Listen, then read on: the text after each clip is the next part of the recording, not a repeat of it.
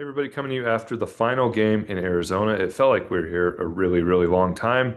A very eventful week, starting with the Bob Melvin contract news, going through a four-game series, four night games here, which is very rare. They played the July 3rd getaway day game so they could have fireworks. Giants not thrilled about that. Night game here in Arizona, flying to Sacramento, having to play three night games there in Sacramento. That's a story for a different day. Wanted to touch on some storylines from this week, some of what we saw, some of what we heard, some of what we learned. But first, before I do that, no sponsor, just I wanted to plug this. This is my book, The Franchise. It's about the San Francisco Giants. It is out on Tuesday. If you are watching on this YouTube page, I assume you're familiar with my work or a fan of my work in some respect. That's really important to me. I spent a lot of time on that, spent a couple years on that.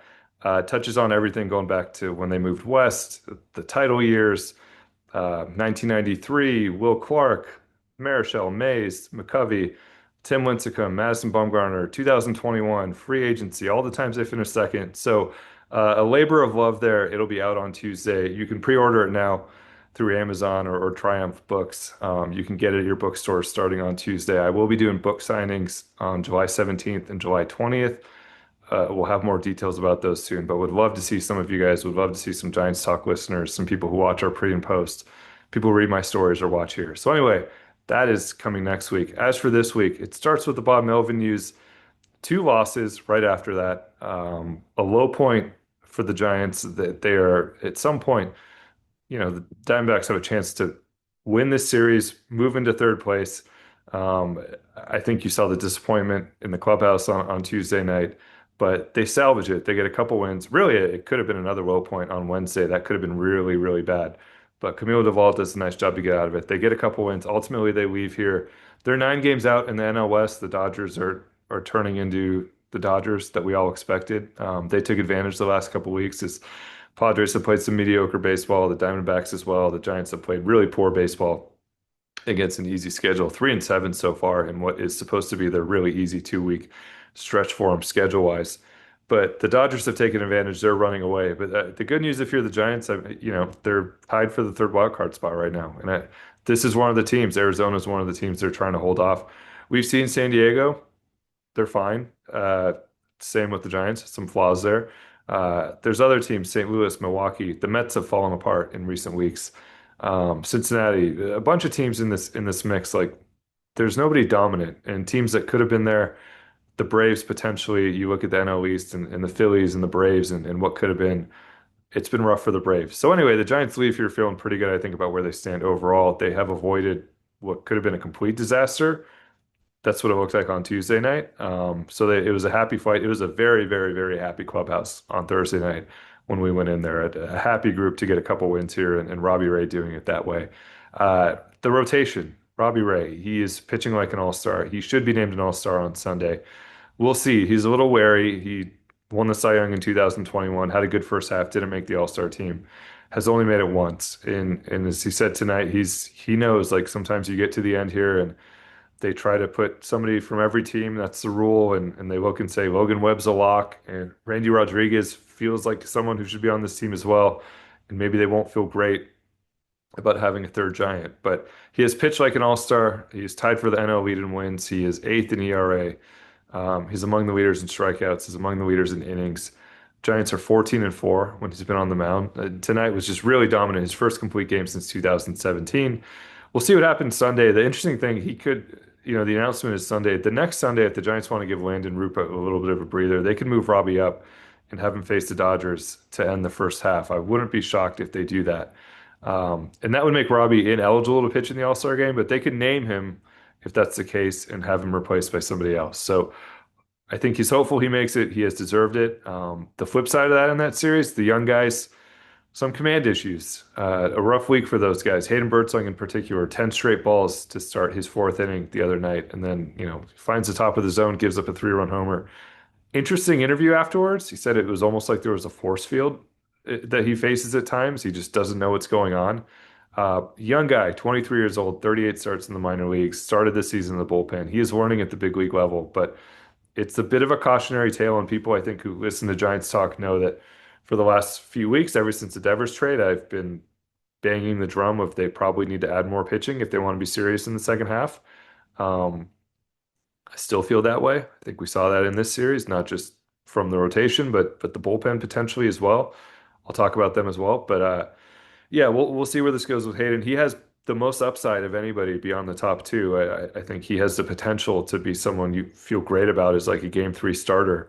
But he's not there yet. He's learning at the big league level, and that's tough. But he will make his next start, and they'll reevaluate, I think, at the All-Star break with him and see where they go in the second half.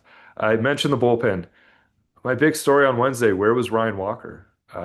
Spencer Bivens gets a high leverage inning. That's been coming for a couple weeks. Bob Melvin's felt good about the way he's throwing, wants to throw him in bigger spots, and he's done a nice job. 10th inning, Camilo Duvall goes back out there. As they're playing the top of the 10th, it's Joey Lucchesi who's warming up. No Ryan Walker. He's not too far removed from being the closer here. He was in high leverage spots before. He has not pitched since Sunday, so he didn't pitch in the Diamondbacks series. He's working on some things behind the scenes.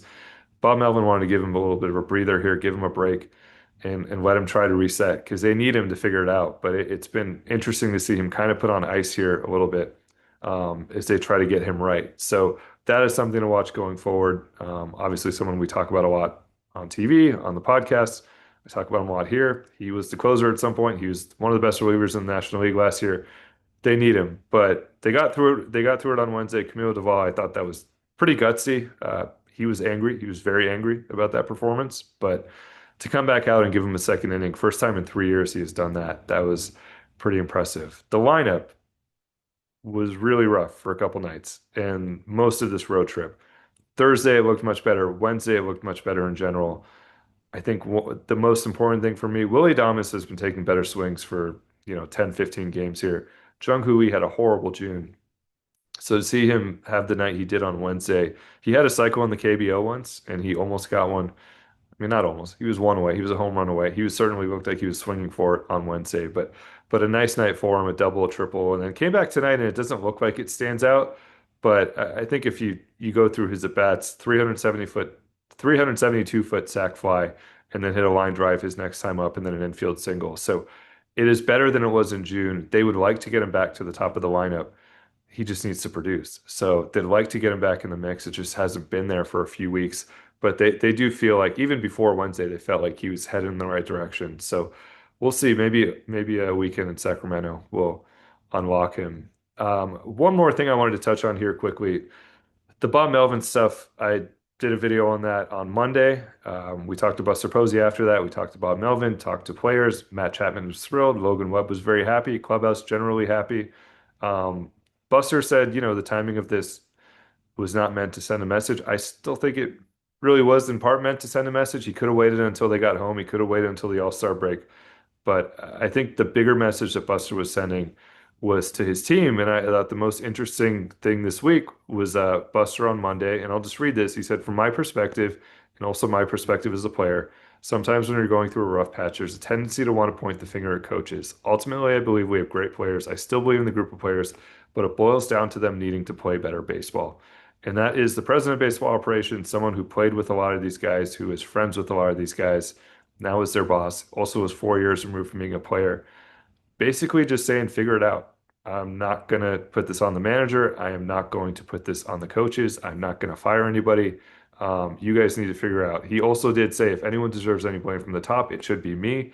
I put this roster together, but I think the main thing was that quote about the players. Figure this out. You guys have too talented a roster to have the week and a half that you just had, is what Buster's saying to these guys. And I told Logan that, and he said 100%, 100%, this is on us. We played poorly. So they needed a couple games like they got here at the end of the series. And again, I have not seen the clubhouse.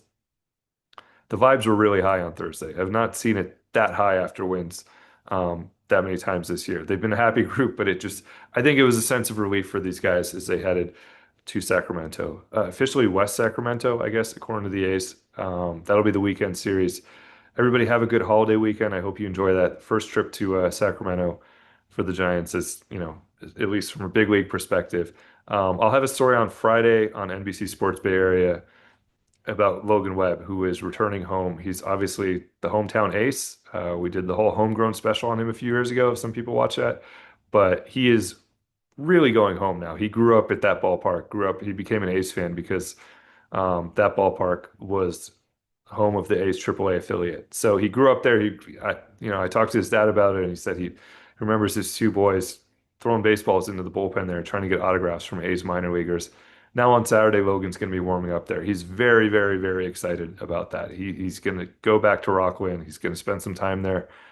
Very excited about pitching, basically in what he considers his hometown. So, story on our website on Friday, book on Tuesday. Enjoy the holiday weekend.